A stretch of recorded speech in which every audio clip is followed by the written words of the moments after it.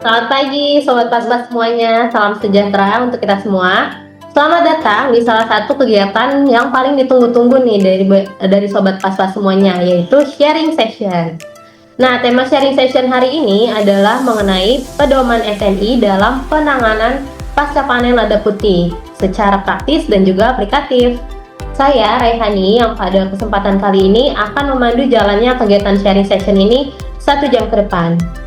Oke, Sobat Pas-Pas kalian, sebelum masuk ke sesi utama, izinkan saya memperkenalkan narasumber kita hari ini. Saat ini sudah bergabung bersama kita semua narasumber kita yang akan bercerita tentang lada putih, yaitu Ibu Dr. Sri Usmiati SPP MSI. Selamat pagi, Ibu Sri. Pagi. Apa kabarnya Ibu di pagi hari yang cerah tapi agak berawan nih sekarang? Baik, alhamdulillah. Alhamdulillah. Nah, Ibu Dr. Sri Usmiati ini menjadi salah satu konseptor di SNI 9422 tahun 2025.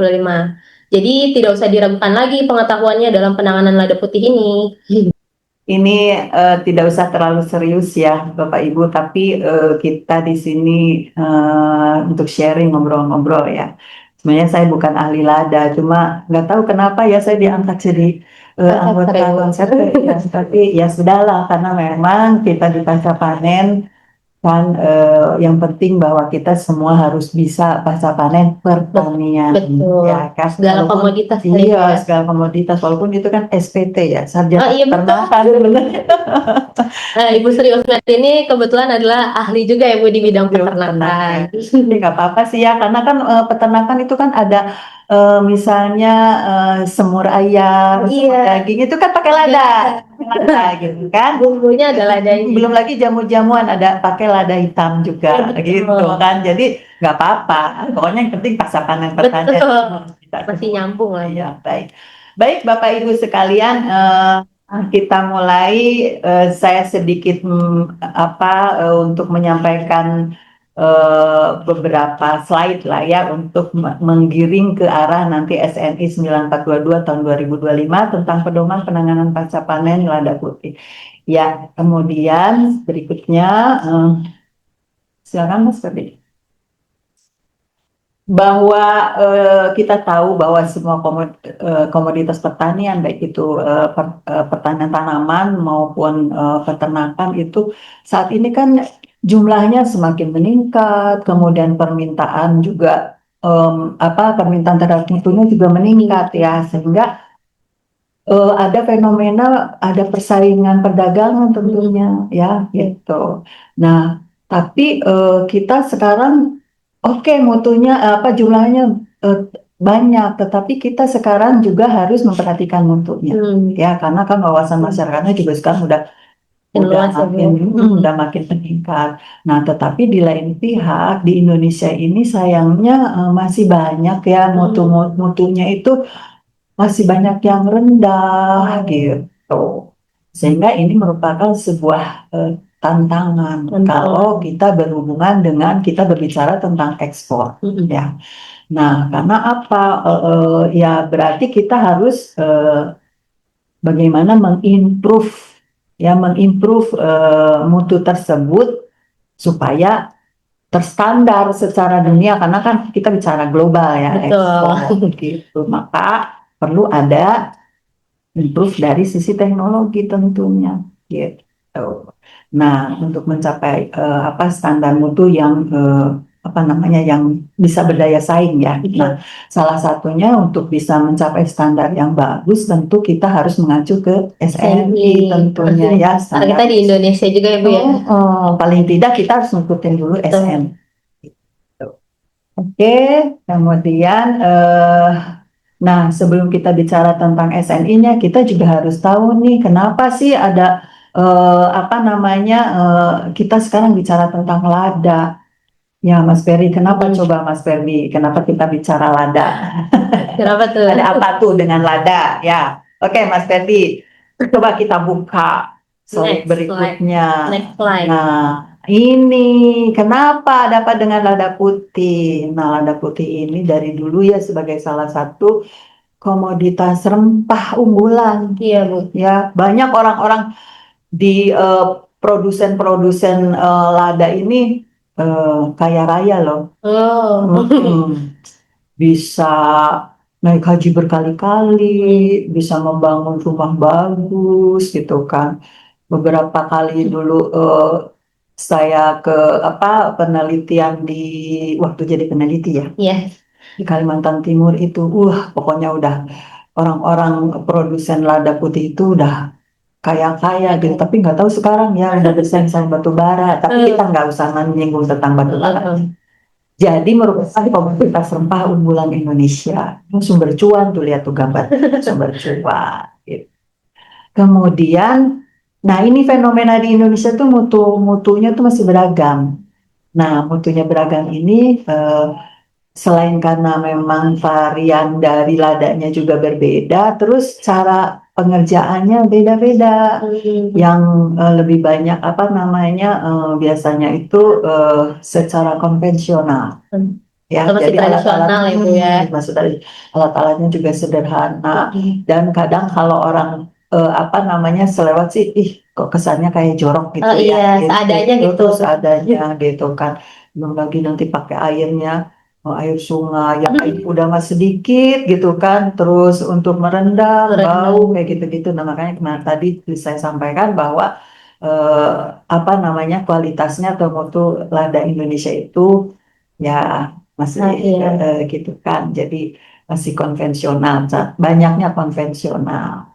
Nah, ini tentu saja akan menjadi satu kendala di dalam perdagangan global karena kebanyakan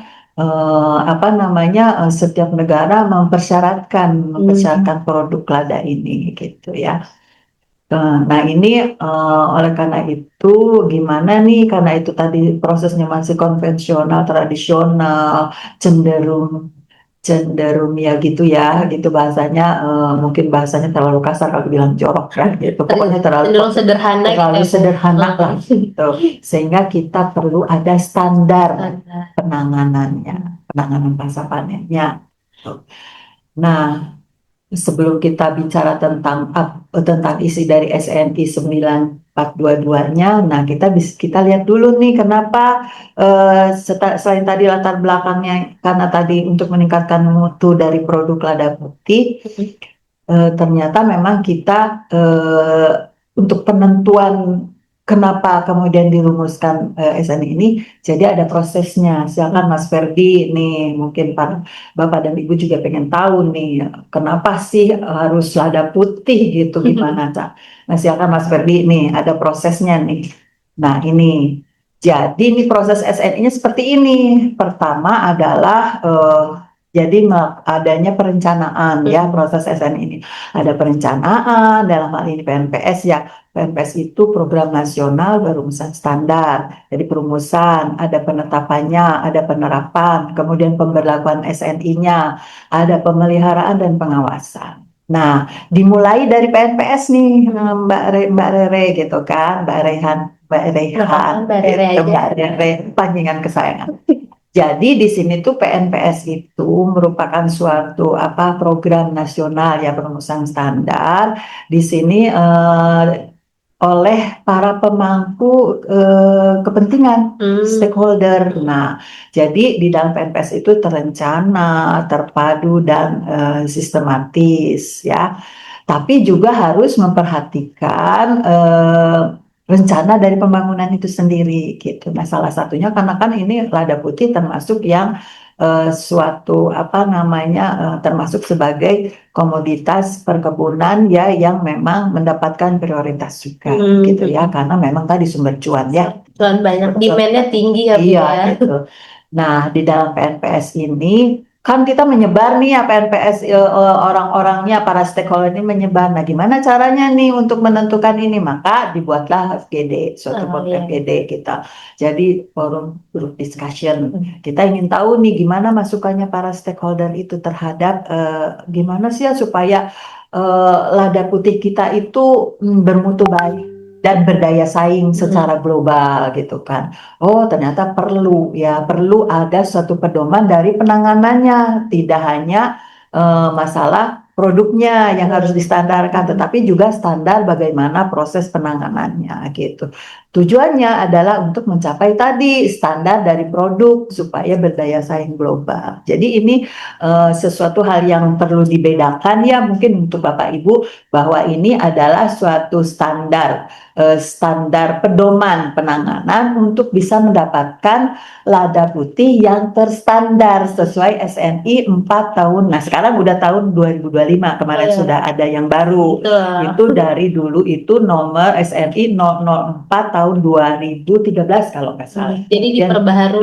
Diperbaharui, kemudian ada amandemen tahun 2015 dan sekarang ada menjadi SNI 4 tahun 2025. Jadi ini sejalan nih. Ini dulu dilakukan untuk mendapatkan standar SNI 4 2025 gitu ya, nyambung. Oke. Nah, ini jadi perumusannya itu adalah dilakukan di Komite Teknis 6522, jadi Komite Pasca Panen Pertanian. Di kita nih, di BRMP, Pasca Panen Pertanian. Nah, setelah dilakukan perumusan, itu ada rapat konseptor, kemudian ada rapat teknis, kemudian ada rapat konsensus ya. Kemudian barulah setelah ada rapat konsensus sudah disepakati oleh semua pihak, kemudian ada jejak pendapat juga, barulah nanti ditetapkan oleh BSN oleh menjadi suatu keputusan Kabadan. Nah, untuk yang SNI 9422 ini keputusan Kabadan nomor 764 ke BSN 12/2020. Berarti baru banget ya, Bu? Baru banget gitu. Nah, kemudian barulah diberlakukan untuk di seluruh wilayah negara kesatuan Indonesia. Gitu. Oke, nah itu prosesnya ya, Mbak Rere. Gitu. Nah, sekarang berarti kita udah masuk nih ke SNI-nya nih berarti. Ayo, Mas Ferdi. Nah, ini beberapa istilah-istilah yang ada di SNI 9422 2025. Iya. Nah, mungkin kalau lihat di pesertanya ini mungkin sebenarnya para pelaku usaha di bidang perkebunan ini yang kenal dengan lada, tapi mungkin ada juga yang belum tahu ya pohon lada, ya kan? Nah, Mbak Rere tahu nggak? Mbak Rere juga belum tahu. Pertama kali lihat ya, gitu. Nah, ini jadi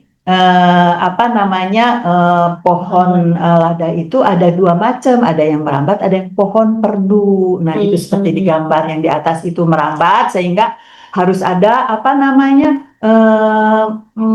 tiang penyangga, tapi bisa juga dari pohon.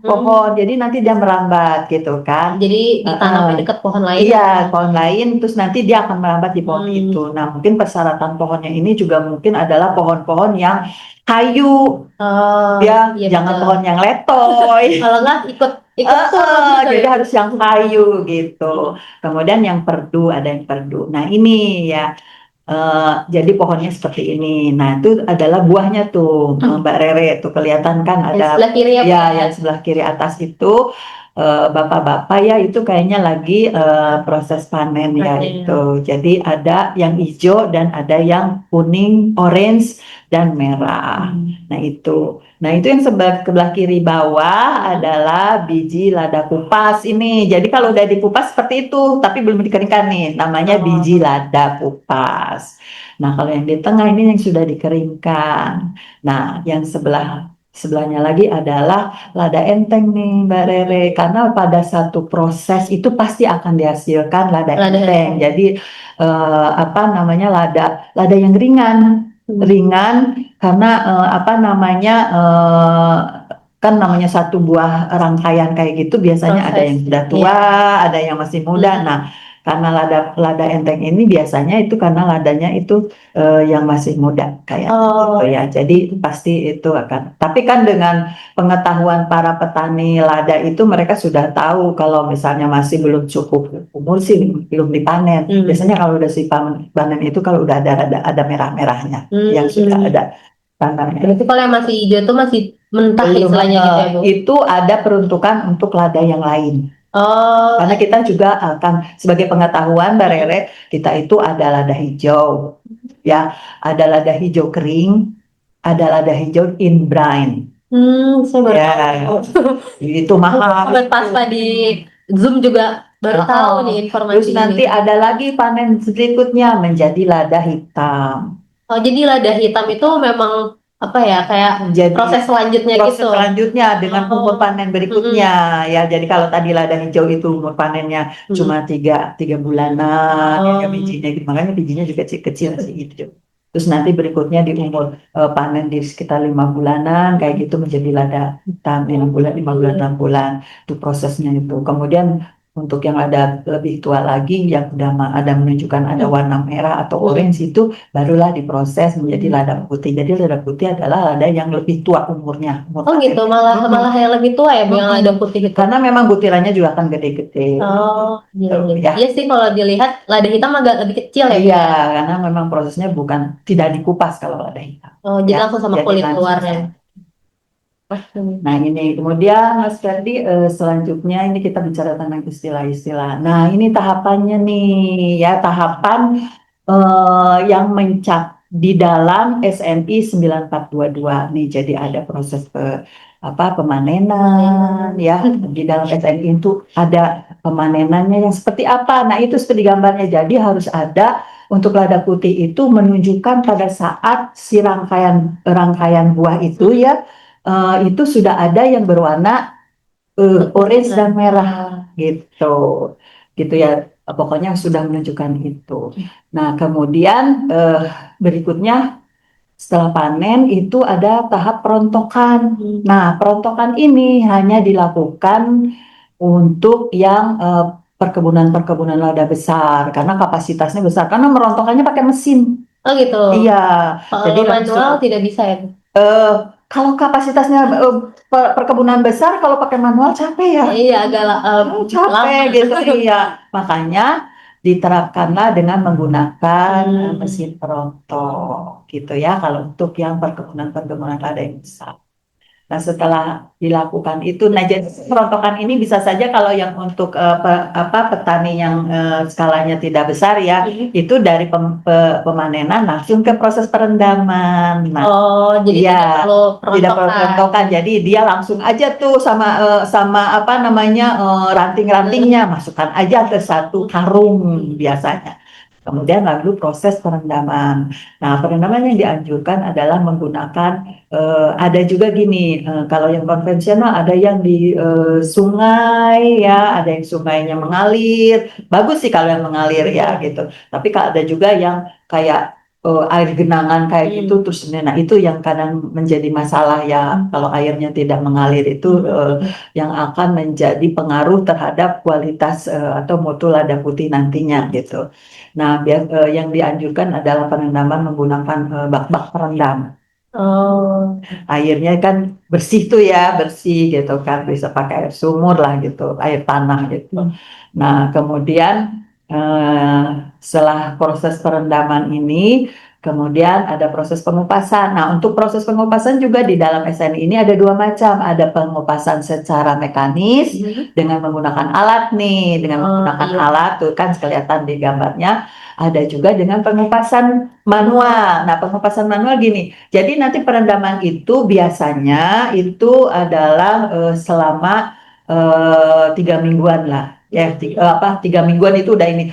Biasanya kisarannya di 17 sampai dengan 3 mingguan ya, 21 hari kayak gitu. Nah, tapi dengan cara proses perendamannya ini juga ada tekniknya Mbak Rere. Tidak terus aja itu direndam pakai air itu aja gitu, enggak. Jadi gini perendamannya. Setiap 3 hari atau sampai dengan 4 hari diganti airnya. Pertama merendam itu masih air itu. Setelah sampai dengan 4 hari diganti tuh Mbak Rere. Jadi airnya setengahnya dibuang, setengahnya baru. Oh, jadi tidak dibuang semua karena memang proses pengupasan atau terkelupasnya si kulit dari biji itu adalah bantuan dari mikroorganisme pengupas. Iya, jadi pendam itu sehingga tidak boleh itu dibuang semua jadi separohnya. Begitu aja yang 3 hari gitu sampai dengan setelah lunak ya sudah berarti itu. Nah, jadi untuk yang manual kan tadi di dalam karung nih. Nah, terus nanti dibuka tuh karungnya. Nah, pakailah bak besar kayak gitu, barulah nanti di ini gini nih Mbak Rere gitu. Karena kan udah lunak tuh kulitnya. Jadi begini-gini juga Udah gampang iya, dilepas gitu. dilepas kayak gitu. Jadi kalau di bak itu ya, jadi walaupun konvensional, tapi kalau airnya memenuhi syarat kayak gitu ya, Mm-mm. Mbak, harus banyak gitu kan. Iya. Nanti terbuka dengan cara seperti itu, nanti si kulit terkelupas tuh. Nanti kita dengan teknik-teknik tertentu gitu ya, biasanya langsung bisa tuh si itunya apa, si kulitnya tuh mengambang, Mbak Rere. Jadi gampang Oh nih iya. gitu kan, langsung nanti pakai satu saringan berlubang gitu, langsung di apa namanya, diirik Saja. gitu ya, Iya. gitu. Nah itu nanti si kulitnya tuh mengambang langsung keluar nama gitu. Pokoknya seru deh Mbak Rere kalau Mbak Rere ikutan ini. Tapi biji ladanya berarti terendam ya, Bu ya? Terekam karena dia kan Hmm. beratnya beda ya Iya, bijinya beda-beda. gitu. Nah itu kalau yang manual.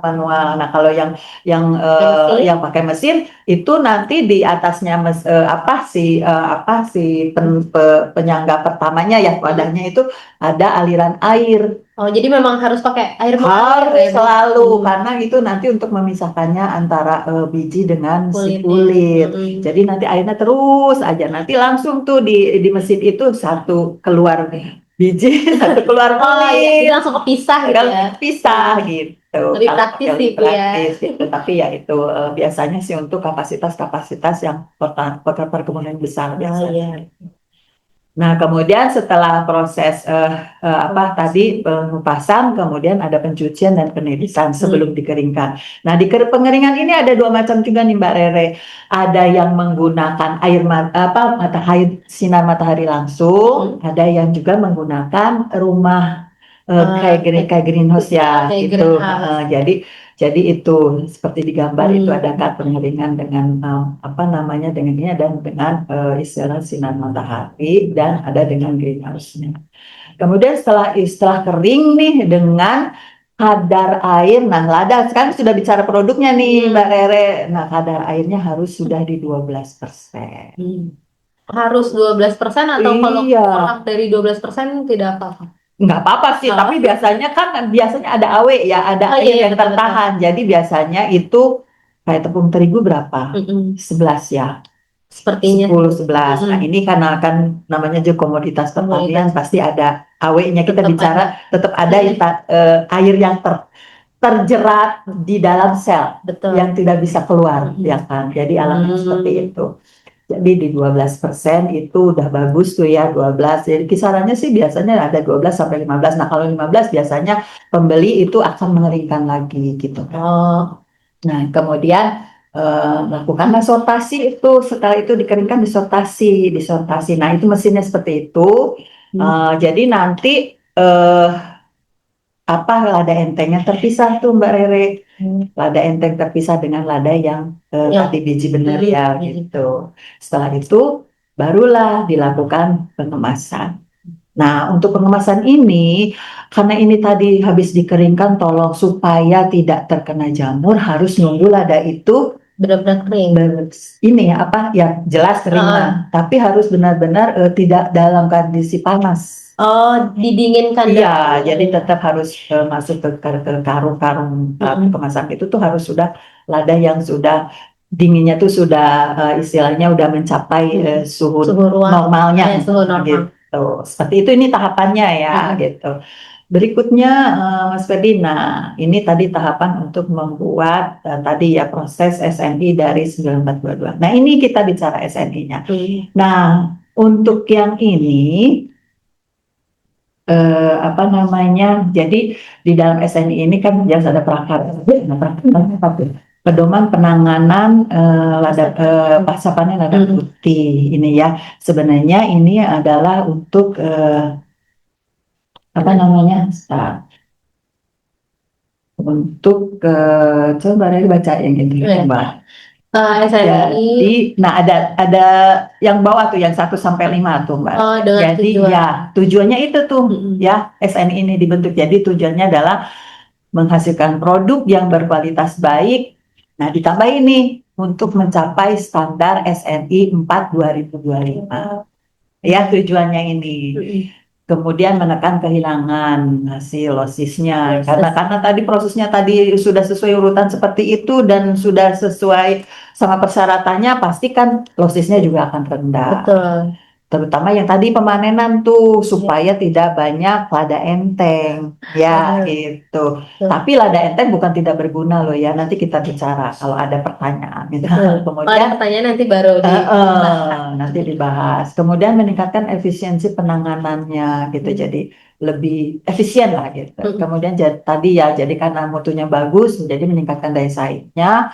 Kemudian akhirnya apa? Cuan-cuan itu meningkatkan kesejahteraan. Pendapatan dan kesejahteraan Iya, petani. iya seperti itu. Nah, Sebenarnya goalnya itu sih ya, Bu, kesejahteraan petani. iya, tapi tetap aja kan Tetap. apa gol itu kan tetap ya ada Betul. gocekan-gocekan Iya. tuh. Kalau kita Harus mau ada. sepak bola gitu kan harus ada tahapan. Oke, ini tadi prosesnya seperti itu.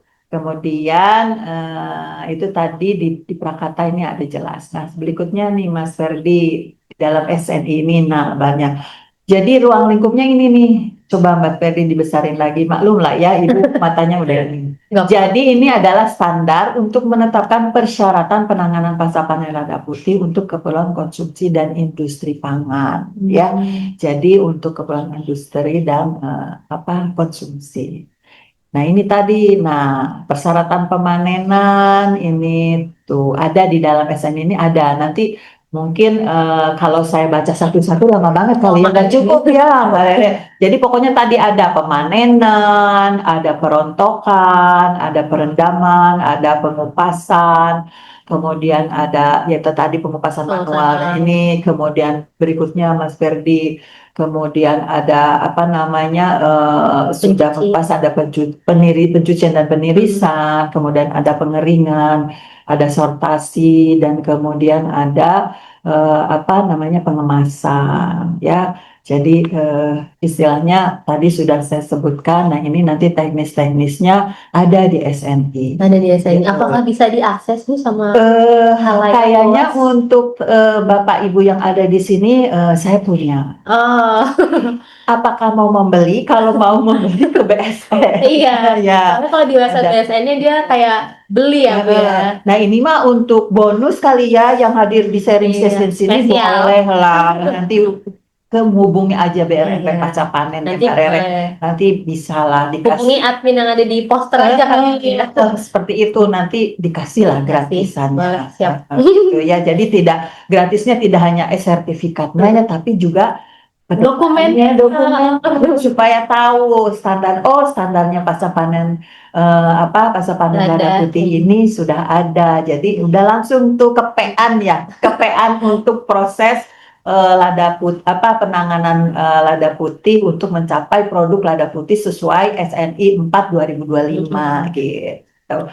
Nah, oke, terus Mas Tadi kayaknya udah selesai sampai dengan pengemasan. Sudah selesai tuh, ada selesai. Jadi seperti itu ya Bapak dan Ibu. Mungkin jika ada yang ingin ditanyakan, didiskusikan, ayo kita nggak apa-apa kita diskusi di sini. Boleh juga nyinggung-nyinggung lada yang lain juga boleh gitu kalau memang penasaran. Karena kan salah Ibu tadi bilang ada. Soalnya udah nyenggol ke sana. Lada hijau, lada hitam. Gak apa-apa sekalian sharing. Kan namanya juga sharing, Bu, berbagi ilmu. Oke, ya berarti tidak hanya dari Ibu aja, mungkin teman-teman di sini bisa juga men-sharingkan ke kita di sini gitu. Kalau ada insight lain, atau pengalamannya. Iya, seperti itu sih Mbak Rere ya. Oke. Baik, terima kasih banyak Ibu Sri Yusmiati atas paparan yang sangat menarik dan juga penjelasannya ini ya Bu, runtut dan juga jelas gitu. Meskipun Ibu menyingkat-nyingkat tapi ternyata poin-poinnya dapat gitu. Apalagi yang dengerinya pintar-pintar. Iya pasti dong mau pintar-pintar. Oke, sesi selanjutnya mungkin yang paling ditunggu-tunggu juga nih adalah sesi diskusi tanya jawab. Dipersilakan nih kepada Sobat Paspa, Bapak Ibu semua, kalau ada yang ingin bertanya, dipersilakan untuk mengaktifkan fitur raise hand-nya dan bertanya langsung kepada narasumber kita pada hari ini, yaitu Ibu Dr. Sri Yusmiati, tentang lada putih atau mungkin lada-lada yang lain gitu ya Bu. Ya, apakah ada yang ingin bertanya nih Bapak Ibu? Ada? Oh ya? Oh iya. Master, punten ini layarnya belum. Oke, ada penanya pertama nih di raise hand, yaitu dari BRMP Kalimantan Timur ya, Bapak Bapak Al-Hibnu Abdillah dipersilakan Pak untuk mengaktifkan mic-nya.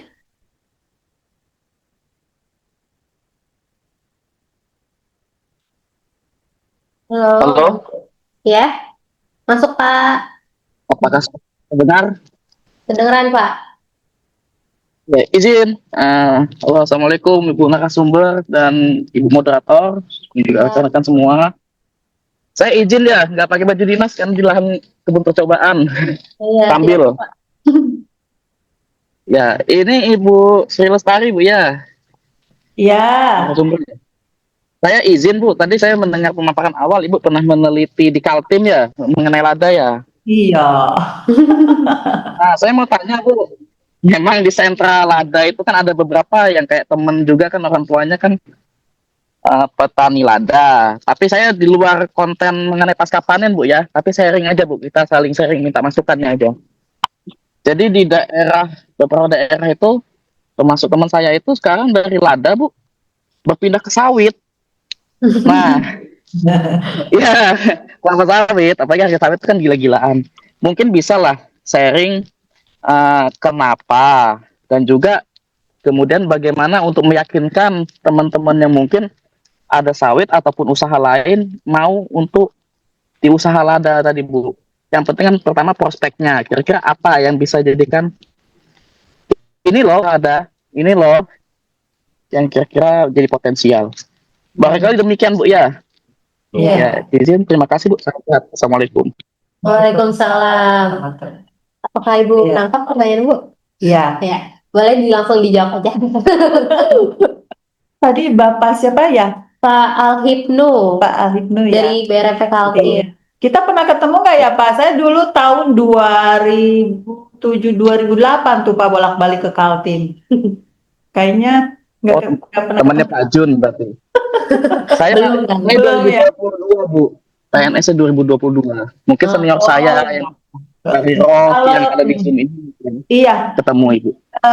saya panggilnya Pak Alhib, Pak, Bapak siapa Pak? Panggilannya Pak? Pak Abdillah kali ya Bu? Pak Abdillah. Oke. Ibnu. Pak Ibnu. Iya, Pak Ibnu. Oke. Pak Ibnu, saya waktu penelitian ke sana kan tahun 2007 2008-an ya, itu masih banyak itu perkebunan ladanya, bahkan masih sebagai sebuah sentra yang menjadi andalan ya. Nah, setelah itu kan saya memang vakum ya nggak ke sana-sana gitu. Tapi setelah dengar-dengar sih katanya sekarang kan juga banyak dikonversi orang tuh banyak ini ke batu bara ya. Betul. Iya. Ini lagi Pak Ibu Kalimantan. menginformasikan bahwa ke sawit juga ya. Cuma memang saingannya ini loh Pak Ibnu agak-agak ini juga nih. Soalnya cuan-cuan juga nih.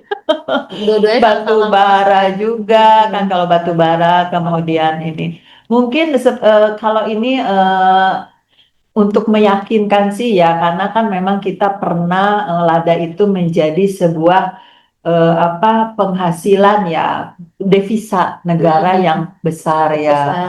Rempah itu zaman dulu itu menjadi zaman kejayaan ya gitu. Primadona lah Ibu ya. Primadona dan kejayaan.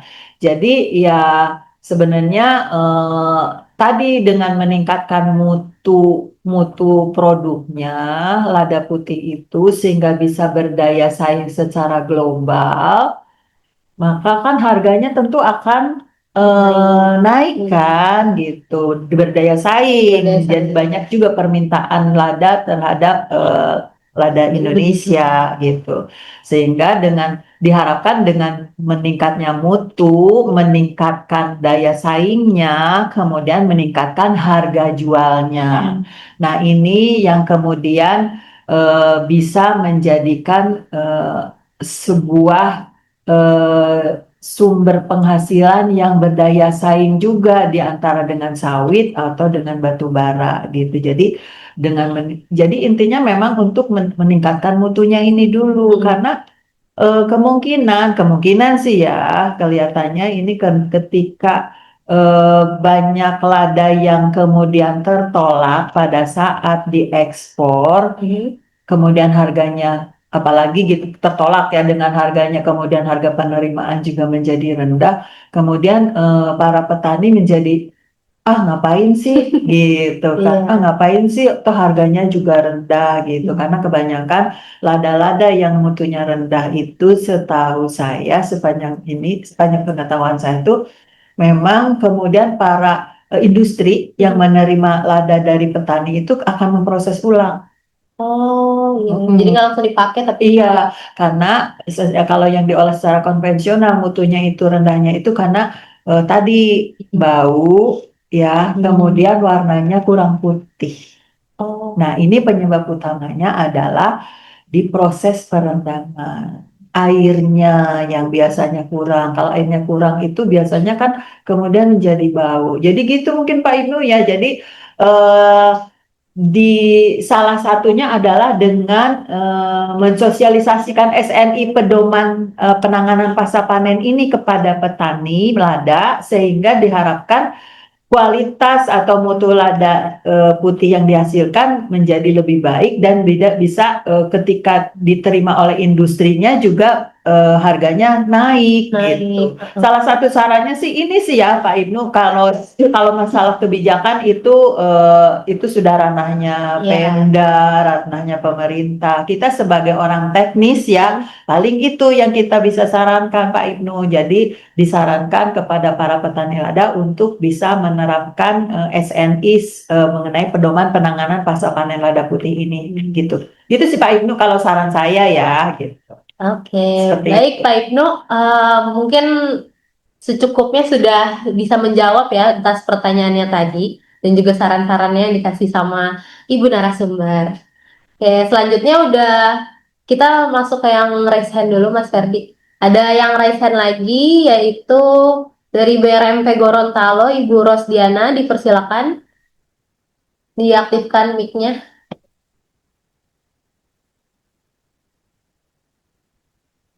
Halo Ibu Rosdiana.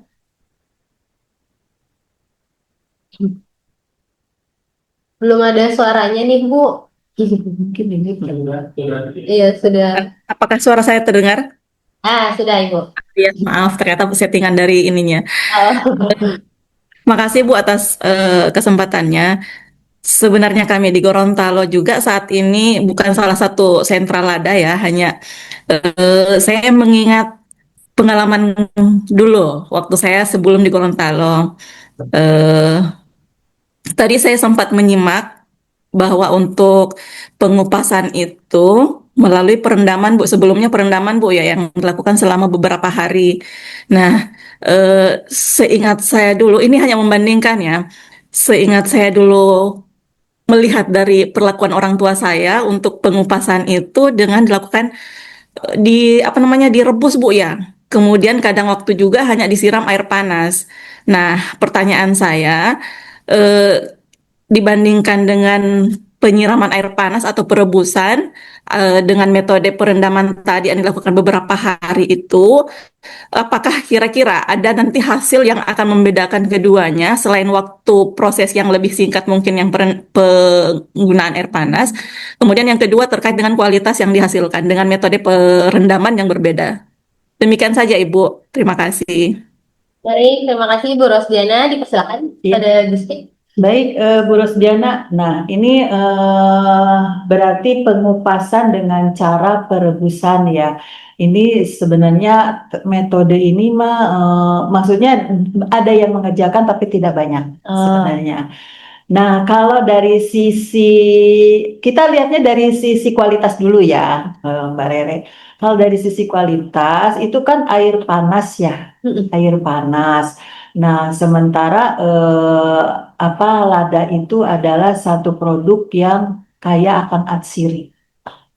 Atsiri itu sifatnya volatil. Ya, volatil itu artinya gampang terbang, hilang, Gampang menguap. hilang. Nah, ketika disiram air panas atau direndam dengan air panas supaya lebih mudah itu, nah ini dikhawatirkan volatil atsirinya itu, kemudian itu kan namanya uap ya, menguap. Jadi ikut menguap. Padahal kualitasnya termasuk untuk lada putih itu adalah diperhitungkan dari kualitas dari atsirinya juga ladanya. Jadi mempengaruhi dari kualitas lada putih secara istilahnya apa ya. Nah, nanti kita lihat dulu nih standar dari produk lada putihnya gitu. Lada putihnya itu ada nggak bukan item apa ya, standar mengenai atsirinya. Nah, itu karena kalau nggak salah itu juga termasuk dalam dalam cakupan kualitas ya gitu, standarnya itu. gitu. Nah, itu kalau dari sisi kualitasnya, jadi ada perbedaan kualitas. Karena kalau yang direndam itu kan dia pakainya air dingin ya, air dingin. Kalau rendam secara manual itu atsirinya masih tetap tertahan, tidak ikut volatil, tidak ikut menguap gitu. Nah, kalau dari sisi kepraktisan yang sama-sama manual, sama-sama ini, kalau kulitnya memang sudah lunak ya sama-sama, artinya sama aja gitu. Itu juga akan mudah dikupas juga. Cuma kita sebagai masyarakat ilmiah sih lebih ke arah kualitas internal dari setiap lada itu gitu kan. Jadi lada putih yang diproses tadi dengan perendaman air yang dingin selama berapa hari itu lebih, dalam tanda kutip, itu lebih berkualitas secara minyak atsirinya. Atsiri dari lada putihnya itu gitu. Jadi sebenarnya kalau masalah tadi metode dengan pengupasan seperti itu juga ada yang melakukan, tapi tidak banyak. Tidak banyak. Tapi tetap ada ya, Tetap Bu? ada, tapi itu jadi lagi-lagi apalagi industri nih, Iya. industri yang lada putih itu diharapkan untuk salah satu komponen herbal untuk Ada yang kesehatan. pakai herbal juga. Iya, karena pasti misalnya untuk jamu-jamuan kayak gitu, mereka punya standar lada putih seperti apa yang akan digunakan sebagai komponen untuk Yang herbal. yang herbal itu Produk kan herbal. pasti akan ada standar itunya. Sama yang di luar negeri, misalnya kita untuk mengekspor kayak ke Cina, itu kan mereka kan herbalnya ya. Tinggi Jamu-jamuan gitu, jamu-jamuan. itu pasti itu atsiri akan menjadi salah satu yang menjadi salah satu persyaratan. Jadi persyaratan, mungkin perlu Bapak Ibu ketahui, persyaratan dari luar negeri untuk lada atau apapun juga di Indonesia, mereka masing-masing mempersyaratkan tersendiri. Jadi bisa mengacu ke SNI ini juga, tapi ada juga persyaratan standar mereka gitu. Sehingga kita harus bisa tuh mengikuti itu, memenuhi persyaratan yang diajukan oleh negara pengimpor. Gitu. Ada juga yang misalnya mereka mempersyaratkan harus bebas pestisida misalnya, harus bebas ini gitu. Jadi ada persyaratan itu. Jadi untuk yang pengupasan lada dengan yang cara tadi, dengan ini itu istilahnya kualitas dari mutu produknya itu, atsirinya dalam hal ini itu tidak sebaik yang dengan perendaman. Seperti itu.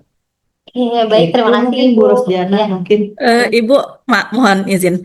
Berarti untuk perbedaan metode tadi, dia sebenarnya hanya mempengaruhi perbedaan kandungan atsiri ya. Dengan perendaman air panas ataupun pemanasan ini tidak mempengaruhi warna ya, tidak mempengaruhi warna lada yang dihasilkan. Kadang muncul ada yang kehitaman atau kadang ada yang kisut. Atau mungkin karena kisut itu atau warna yang agak kehitaman itu mungkin karena pengaruh perbedaan umur panen saja ya, Bu ya. Nah, ini salah satu juga nih Bu, karena kita ada mengenal lada hitam. Nah, ini dengan proses perebusan ini otomatis ada proses perubahan warna. Jadi lebih menjadi lebih gelap ya. Karena pada dasarnya proses, kalau kita tentang lada hitam itu juga dengan proses aplikasinya dengan menggunakan air panas, karena memang supaya mendapatkan warna hitam. Nah, ini Bu Rosdiana, sehingga memang tidak dianjurkan untuk menggunakan air panas karena ada proses browning. Untuk lada putih ya Bu ya? Untuk lada putih, jadi tidak akan seputih dengan cara yang perendaman menggunakan air dingin. Gitu Bu Rosdiana. Oke, baik Ibu Rosdiana, sepertinya cukup. Semoga menjawab apa yang Ibu tanyakan. Di sini ada satu lagi nih Bu yang raise hand dan ada beberapa pertanyaan lewat chat. Jadi kita kayak raise hand dulu ya Bu ya. Oke, ada yang raise hand lagi yaitu dari Mbak ya ini atau Ibu Ifah dari CV Panen Baru. Sudah raise hand, dipersilakan Ibu Ifah untuk menanyakan atau berbagi mungkin pengalamannya lah ya. Halo, Ya, selamat pagi Bu. pagi, silakan Ibu. Ya, terima kasih ada kesempatannya. Di sini saya mau nanya Bu, kebetulan kita salah satu eksportir lada putih ya Bu ya. Terus kita ada beberapa kendala. Sama seperti Bapak sebelumnya yang bertanya, ada banyak petani lada putih yang beralih ke komoditas lain.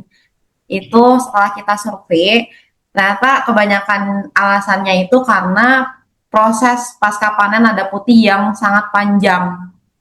Nah, pertanyaannya, apa ada Bu inovasi terbaru sekarang yang dapat mempersingkat proses pasca panen lada putih ini? Nah, terus yang kedua, kita juga mendapat banyak kendala ya Bu dari buyer, yaitu kendalanya dari buyernya itu ada persyaratan pestisida dan aflatoksin Bu. Nah, apa ada ya Bu solusi untuk pestisida dan aflatoksin ini di proses pasca panen? Begitu Bu, terima kasih. Oke, terima kasih Bu Iva atas pertanyaannya. Wah, pertanyaannya lumayan complicated ya Bu ya. Saya bisa jawab nggak ya?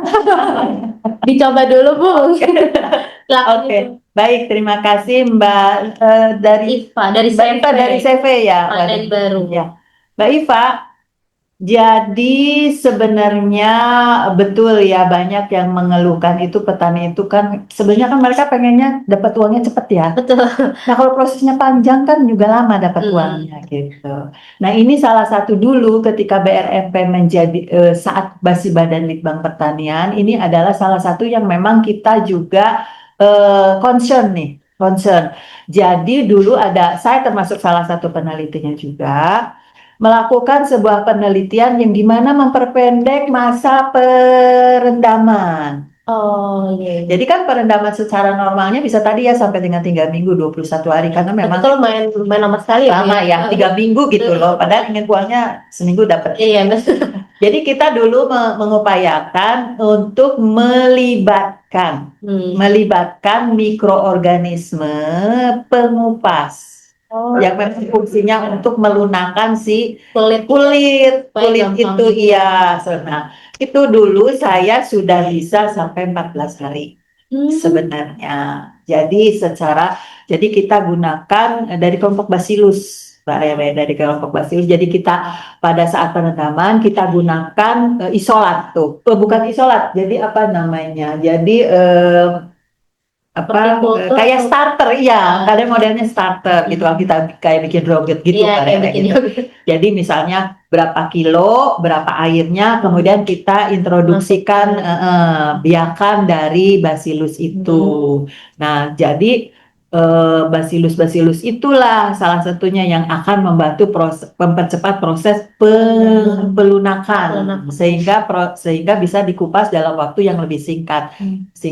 Maksudnya tidak sampai harus 12 hari. Nah, waktu itu saya penelitian yang namanya penelitian masih skala lab waktu itu, jadi bisa sampai dalam waktu 9 hari sudah mulai terkupas setengahnya. Ketika 14 hari sudah bisa terkupas semua.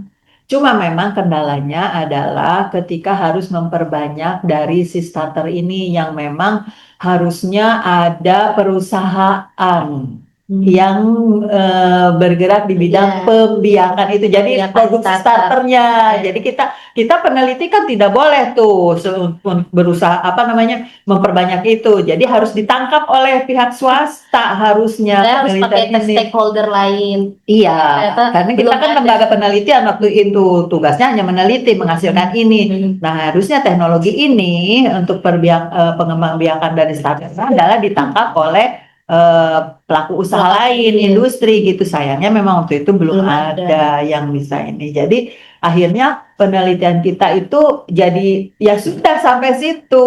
Jadi Sampai diketahui hasilnya. hasilnya bahwa itu bisa memperpendek itu. Jadi seperti itu Mbak Iva. Sebenarnya ada yang lebih pendek gitu. Tapi itu dengan cara istilahnya mengintroduksikan bakteri yang akan membantu proses pelunakan si kulit itu, gitu. Nah, itu untuk pertanyaan pertama. Yang keduanya apa tadi? Saya juga lupa. Mbak Iva, punten untuk Tentang residu Oh, ya. pestisida. Oh ya, residu. Iya, Mbak Iva. Kalau untuk penggunaan pestisida itu petani itu saat ini sudah mengerti sih sebenarnya bahwa penggunaan pestisida itu saat ini sudah sangat dilarang gitu. Jadi karena apa? Akan terakumulasi di dalam biji lada itu sehingga sebenarnya itu sudah dilarang praktek-praktek penggunaan pestisida sebenarnya gitu. Sama Jadi, tadi Mbak Iva bertanya tentang aflatoxinnya aflatoksin. juga. Nah, untuk aflatoksin ini biasanya terkendala pada saat proses pengeringan sama pengemasan tadi. Nah, pada saat proses pengeringan, ketika kan tetap ya perendaman itu kan tetap ada tuh bibit-bibit yang kayak jamur itu udah pasti ada.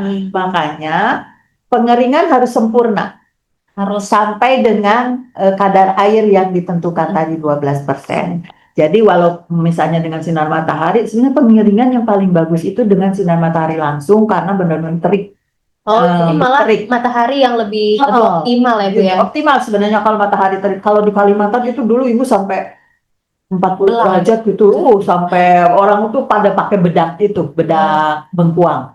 Oh, itu karena itu ya Bu ya. karena saking panasnya. Nah, sinar mataharinya bagus, makanya waktu itu Kalimantan Timur itu sebagai salah satu sentra produksi lada itu sangat kompatibel ya karena terik mataharinya tuh cukup tinggi sehingga produknya itu kekeringannya cukup bagus gitu dibandingkan dengan penggunaan greenhouse. Greenhouse itu menolong pada saat di daerah yang kurang mataharinya karena misalnya tinggi curah hujannya, jadi ya sudahlah gitu supaya nggak kehujanan. Itu pertama. Jadi untuk aflatoksin adalah ketika pengeringannya sempurna, panasnya tinggi, itu kadar airnya tercapai, sehingga pengemasannya juga sudah dalam kondisi yang sudah suhu ruangnya tidak panas lagi, maka aflatoksinnya itu insya Allah bisa ditekan gitu. Nah, selain dari tadi proses, ada kan tahapannya, ada proses pencucian dan penirisan. Nah, proses pencucian dan penirisan juga harus sempurna. Nggak boleh masih basah kuyup terus dikeringkan. Itu kan akan lama juga nanti proses. Malah lebih memperpanjang proses pengeringan. Jadi justru dengan pedoman penanganan pasca panen lada putih ini dalam proses untuk memproduksi lada putih, maka tadi aflatoksin bisa ditekan. Nah, kemudian juga untuk respes ini mah dari regulasi ya. Ini mah jelas regulasi tidak boleh menggunakan pestisida sebenarnya. Ini sudah diindikan. Jadi untuk tanaman-tanaman yang sudah berhama seperti itu, umumnya petani lada itu sudah mengganti tanaman yang kira-kira ada kutu atau sudah ada penyakit kayak gitu, biasanya diganti dengan tanaman baru. Oh, jadi langsung sudah tahu. Jadi mereka tuh petani itu udah ngerti, oh ini udah berpenyakit nih. Mereka tidak akan nekat itu karena emang konsekuensinya nanti pestisidanya akan ada di biji ladanya gitu. Itu sih Mbak Iva, mungkin mudah-mudahan bisa menjawab. Baik Mbak Iva, apakah sudah menjawab nih jawabannya dari Ibu Sri? Ya, sudah jelas ya Bu. Terima kasih Bu. Terima kasih banyak juga Mbak Iva dari CV Panen Baru atas pertanyaannya. Nah, sekarang kita masuk ke pertanyaan yang di chat Zoom-nya nih Bu. Ada beberapa pertanyaan tadi saya lihat dari Ibu pas lagi presentasi sudah ada yang bertanya nih Bu. Dari Pak Nurfi, yang pertama dari Pak Nurfianto Giar Pangidung. Beliau ada 3 pertanyaan. Yang pertama, tahapan pasca panen apa yang menjadi titik kritis untuk meningkatkan kualitas piperin dan minyak atsiri lada? Terus yang kedua, proses perlakuan pasca panen apa agar dapat menekan kontaminasi mikrobanya nih Bu yang menyebabkan mikotoksin. Terus yang ketiga, apakah ada perbedaan Bu antara SOP pasca panen dari lada hitam dan juga lada putih? Oke, Asik. jangan ditutup dulu yang Oh, jangan pertanyaannya. ditutup, Mas Ferdi. Jadi saya lihat yang ini ya. Terima kasih Pak Nurfi ya. Mudah-mudahan masih ada nih, masih Masih join ngomong. ya. Jadi untuk yang pertanyaan yang pertama, sepertinya ini ada sambungannya dengan tadi ya, dengan yang proses pengolahan dengan air panas. Iya, betul. Nah, ini jadi titik kritisnya adalah untuk yang kualitas yang piperin ya, aciri tadi itu tadi. Jadi diproses perendaman. Perendamannya jadi baiknya adalah memang dengan proses perendaman, jangan disiram dengan itu Air panas. karena itu juga nanti akan akan bukan tertukar ya. Jadi ada sebenarnya kalau untuk air panas adalah kalau kita pakai memproduksi biji lada hitam Lada hitam. gitu. Jadi jangan menggunakan tadi proses itu. Kalau kita memang niatnya untuk lada putih ya gitu. Jadi jangan menggunakan tadi pengupasan dengan itu. Titik kritisnya di situ. Kemudian yang kedua adalah proses perlakuan pasca panen agar menekan kontaminasi mikroba. Nah, sekarang mikrobanya mikroba apa dulu? Kalau mikroba pembusuknya yang menimbulkan bau, nah ini adalah penggantian air. Oh, jadi Nah, yang harus tadi rutin. iya penggantian air yang setiap 3 hari dan sumber airnya. Sumber air juga Sumber mempengaruhi. airnya mempengaruhi. Sumber airnya adalah, tapi jangan menggunakan air pump juga. Air pump Oh, gitu. itu karena kalau air pump itu mengandung justru yang Jernih. menekan mikroba. Jadi Karena ada malah penjernihnya gitu ya. malahan jadi mikrobanya malah nggak mau tumbuh kalau pakai air pump. Jadi benar-benar air tanah. Bisa Air tanah, sumur. iya bisa air sumur, air sungai, bisa air sungainya, tapi jangan air sungai yang air kotor ya gitu. Jadi pakai air kali yang mengalir, Nah itu salah satu yang memang bisa menekan kontaminasi dari itu tadi ya, mikroba pembusuk. Nah, untuk mikotoksin adalah titik kritisnya dari itu tadi proses pencucian, kemudian proses tadi pengeringan yang hari ini dan pengemasan. Jadi supaya jangan menciptakan suasana yang kemudian jamur malah jadi ngeluarin mikotoksinnya gitu. Jadi memang yang harus ditekan adalah pertumbuhan jamurnya, karena kan mikotoksin itu ditimbulkan dari aktivitas Sekitarnya juga sih. aktivitas si jamur gitu. Kalau jamurnya nggak hidup, nggak ngeluarin Nggak mikotoksin, nggak ada aflatoksin juga gitu. Jadi itu tadi titik titisnya di proses perendaman menggunakan airnya seperti apa, airnya, kemudian juga mengenai proses pengeringan yang harus sempurna mencapai kadar air tertentu sesuai standar, dan proses ketika mengemasnya harus di dalam kondisi yang suhunya sudah normal, tidak panas lagi. Nah, kemudian SOP-nya apa ini? Perbedaan SOP pasca panen lada hitam dan lada putih jelas beda sekali, karena untuk umur panen beda, ya umur panennya beda, walaupun cuma beda sebulan 2 bulan sih. Kemudian prosesnya beda. Kalau lada hitam itu kan tidak dikupas. Jadi memang utuh gitu ya. Itu. Jadi dia lada utuh, kemudian direbus. Berarti tidak melalui proses perendaman itu? Tidak. Jadi dia nanti setelah panen dirontokkan, kemudian dicuci, kemudian direbus dalam waktu, ada itu penelitiannya dulu, sekian supaya menghasilkan hitamnya itu hitam, bukan hitam kusam, hitam mengkilat. Ada waktunya itu, ada waktu yang sangat optimum. Namanya proses blanchingnya ya. Sehingga ketika sudah ditiriskan kemudian dijemur, itu lada hitamnya itu mengkilat gitu. Kalau lada putih udah jelas tadi ada proses perendaman dan ini. Gitu. Mungkin Pak Nurfi bedanya sangat beda ya. Sangat berbeda. Iya. Bahkan mulai dari proses panennya, umur panennya, biji ladanya udah beda. Gitu. Beda 92 bulanan lah. Oke, baik, terima kasih Bu Sri dan juga terima kasih Pak Nurfianto atas pertanyaannya. Semoga menjawab ya Pak. Selanjutnya nih Bu, ada 2 pertanyaan lagi atau mungkin lebih ya. Dari yang kedua dari Ibu Emma Lindawati dari BRMP Tanah dan Pupuk nih Bu. Assalamualaikum Ibu, perkenalkan saya Emma dari BRMP Tanah Pupuk. Izin bertanya, apakah bisa fase generatif lada dipercepat? Misalkan untuk menunggu berbuah harus menunggu tahun, 1 tahun. menunggu 1 tahun. Apakah bisa misal dibajukan menjadi 9 bulan Bu? Atau umur tanamannya lebih dari 15 tahun? Makasih Bu. Ini budidaya ya. Iya. Mungkin ini masuknya ranah ke budidaya ya Bu Iya, ya. jadi apa ini fase generatifnya. Nah, ini yang kalau ini budidaya ya. Jadi itu kan berarti pembungaan ya. Ini pertanyaannya memang relevan dengan itu sih. Mungkin menggunakan pupuk.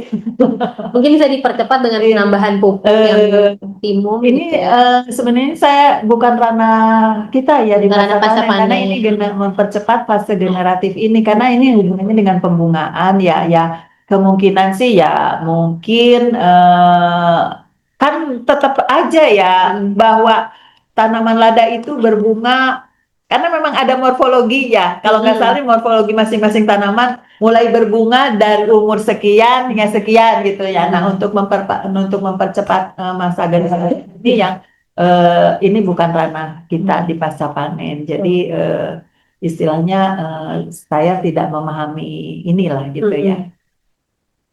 Oke, baik. Mudah-mudahan Ya. Mbak Emma ya, karena apakah dengan menggunakan pupuk apa atau apa ya mungkin sebenarnya Mbak Emma sendiri lah yang tahu ya. Karena dari BRMP Tanah dan Pupuk. Gitu. Iya. Oke, baik. Terima kasih Bu Sri. Mungkin Mbak Emma bisa mencari literatur lain gitu ya Bu Mungkin, ya. iya. Oke, ke ada yang raise hand nih Bu. Kita ke raise hand dulu kali ya sebelum ke yang chat. Dari Ibu Syahida dari BRM Petrowa, dipersilakan Ibu. Mas Fer, ganti. Ya, terima kasih atas waktunya Ibu. Mohon izin tadi karena muncul pertanyaan terkait budidaya. Jadi saya Syahida dari BRMP Tanaman Rempah Obat dan Aromatik. Oh iya. Salah satu konseptor juga untuk SNI Lada Putih yang baru juga keluar di tahun 2025 kemarin sebetulnya. Ya, jadi sebenarnya ini ada banyak korelasi ya Bu sama balai kami gitu. Dan ada pertanyaan yang muncul tadi karena terkait budidaya dari Bu Emma ya dari BRMP Tanah gitu. Sebenarnya mau menambahkan saja Ibu informasi karena memang sekaliannya ini. Ya, silakan. Jadi baik, jadi kalau terkait tadi apakah dari generatifnya itu bisa dipercepat, sebenarnya kalau dari secara budidaya lada itu sendiri mungkin ini juga ada banyak pertanyaan yang sebelum-sebelumnya ya Bu. Kalau tadi izin nih Bu menjawabnya dari sisi pasca panennya, tapi kalau dari sisi budidaya, apakah piperin, kemudian kandungan minyak atsiri itu juga terpengaruh? Itu juga sangat berpengaruh dari bagaimana sistem budidaya itu diterapkan. Apakah kita melakukan pemupukan yang sesuai dengan SOP, kemudian penyiraman yang dilakukan sesuai dengan SOP-nya. Nah, itu juga ternyata sangat bisa berpengaruh terhadap kualitas hasil akhir dari si lada putihnya. Begitu juga dengan usia kapan dipanennya. Kadang ini yang juga jadi permasalahan di para petani lada, Ibu. Mohon diizin, seringkali petani itu melakukan pemanenan umurnya jauh lebih muda dibandingkan umur sesuainya. Sehingga maka di dalam produk akhir lada putihnya seringkali yang diproduksi malah tinggi akan lada entengnya. Nah, itu akhirnya tidak sesuai nanti sama SNI lada putihnya. Itu juga bisa sangat berpengaruh terhadap bagaimana kandungan minyak atsiri dan kandungan piperinnya. Tadi kalau pertanyaannya Bu Emma, apakah itu bisa dipercepat gitu? Karena memang secara fisiologisnya tanaman lada itu akan bisa melakukan pembuahan atau pembungaan terlebih dahulu di umur 2 tahun. Jadi di 2 tahun itu lada baru belajar untuk menghasilkan buah. Ya saja, kalau ditanya apakah ini bisa dipercepat? Bisa, tapi mungkin melalui sistem kita melakukan rekayasa genetika atau kita melakukan plant breeding. Jadi kita menghasilkan tanaman yang punya kemampuan secara fisiologisnya untuk melakukan fase generatifnya lebih awal. Tapi sampai detik ini masih banyak lada-lada yang memang secara fisiologisnya mereka akan baru berbuah itu di umur 2 tahun mereka belajar berbuah dan baru nanti optimalnya mulai di usia 3 tahun ke belakang gitu. Jadi kalau apakah ditanya bisa dengan pemupukan, kayaknya harus tadi yang tadi sudah sempat Ibu sampaikan gitu, harus cari tanamannya dulu nih, apakah emang tanamannya punya kemampuan untuk dipanen atau memproduksi buahnya di umur sekian seperti itu. Jadi tidak hanya dari faktor eksternalnya, tapi faktor internal dari tanamannya itu juga yang mempengaruhi kapan fase generatifnya berlangsung. Mungkin itu saja Ibu. Mohon maaf ini jadi ke arah budidaya. Tidak apa-apa, terima kasih banyak Ibu Syaida atas insight-nya dari sisi budidaya. Iya. Kebetulan BRN Petrowa memang fokusnya di tanaman Iya, rempah dan iya, obat ya Bu ya. Jadi betul. cocok banget nih dengan tema lada putih Iya, kita kali ini. iya. Terima kasih banyak Ibu Syaida, semoga kita bertemu kembali. Oke, mungkin satu lagi kali ya Bu dari Bapak Nazar Pratama. Dari Tasikmalaya izin bertanya Ibu, apa sih yang menjadi penyebab lada putih sering berubah menjadi kehitaman atau warnanya jadi kusam? Oke, baik. Terima kasih Pak Nazar. Nah, ini jadi salah satu penyebabnya itu, nah kalau kita lihat lada yang dari tadinya putih, kemudian setelah disimpan ada kelihatan kehitaman. Nah, kalau di bawah mikroskop itu pasti sudah terjadi kontam. Oh, Karena ciri-ciri dari kontaminasi kayak metabolit dari jamur itu ya warnanya hitam. Ada kemungkinan itu berarti sudah ada jamurnya. Jamurnya mungkin juga udah ada aflatoksinnya atau mikotoksinnya. Jadi kalau kemudian lada putih yang kemudian ketika disimpan menunjukkan penurunan warna, artinya kemudian menjadi berwarna hitam atau kehitaman, itu berarti ada tahapan proses yang menjadi pemicunya. Nah, tadi salah satunya adalah proses pengeringan. Proses pengeringan yang tidak sempurna untuk mencapai kadar akhir produk lada putih yang disarankan sesuai standar produk ya. Mungkin sekitar 11 atau 12-an lah, 12%. Itu yang paling utama. Yang kedua, kalau kemudian yang waktu digunakan untuk proses perendamannya itu pengemasan ya, pengemasan pada saat pengemasan ladanya masih belum dingin. Jadi masih panas-panas, Itu juga masukin aja. Itu juga jamur. sehingga kan lembab kan. Nah, jamur kan emang hidupnya di Hidupnya tempat lembab. lembab. Iya, jadi itu. Jadi ketika menjadi warna hitam atau kehitaman itu kemungkinan besar ketika kita lihat di bawah mikroskop itu ada jamurnya, sudah ada jamurnya. Itu udah sebagai fenomena umum lah kalau sesuatu makanan entah produk apa hitam itu pasti ada jamurnya kan, benar nggak Mbak Rere? Betul. Iya kan? Nah itu. Nah kalau misalnya udah berjamur nih Bu, apakah bisa di recovery istilahnya? Atau memang udah deh nggak bisa dipakai lagi, Iya, disingkirkan ini saja? salah satu yang menjadi ini ya. Biasanya kan ibu-ibu di rumah suka Sayang nih ya, sayang nih ya gitu. Nah kalau kita kan takutnya gini ya, aflatoksin atau mikotoksin tuh sifatnya kan racun ya. Si bakteri toksin namanya toksin. Toksin itu berbahaya gitu. Aflatoksin, mikotoksin gitu. Nah, itu tidak rekomendasikan untuk di-recycle ya gitu ya. Kalau udah kayak gitu sih ya kalau saran saya mah ya dibuang aja gitu karena takut membahayakan. Kita juga harus orang pasca panen ya, apalagi orang pasca panen orang pangan. Iya benar. Nah, keamanan pangan dia harus dikedepankan gitu. Jadi seperti itu Mbak Rere, kalau menurut Ibu sih kalau sudah terkontam toksin, mikotoksin mah udah deh, udah tidak ada no way out. Tidak ada kesempatan kedua gitu karena ya. itu kan masuk ke jaring kan ke dalam sel. Betul, meskipun ceritanya mah cuma sedikit Di luarnya misalnya di luarnya kita cuci gitu ya, kita cuci terus itu di kita dalamnya udah terserap. di dalamnya udah ada sudah ada. Gitu sih Pak Nizar ya tadi. Pak Nazar gitu Pak Nazar. Oke deh, terima kasih banyak Pak Nazar atas pertanyaannya, semoga menjawab. Jadi juga kalau ibu-ibu di rumah punya biji lada terus sudah warnanya udah agak kehitaman, mending buang Iya, aja udah, ya, buang aja. beli baru. Oke deh, baiklah Bapak Ibu hadirin peserta sharing session hari ini. Waktu sudah menunjukkan pukul 10.17 nih. Artinya kita sudahi sesi tanya jawab ini. Terima kasih banyak atas perhatiannya pada sobat Paspas semua dan juga atas pertanyaan-pertanyaannya yang telah diberikan ke kami. Dan juga terima kasih sebanyak-banyaknya kepada narasumber kita hari ini, Ibu Dr. Sri Yusniati yang sudah bersedia berbagi ilmunya mengenai pedoman pasca panen lada putih sesuai dengan SNI 9422 2025. Terima kasih banyak Ibu. Sama-sama. Oh, jangan lupa Mbak, Iya, betul. Mbak tadi kan Ibu bilang untuk yang hadir silahkan Oh iya, hubungi betul. untuk mendapatkan ini pedoman Dokumen.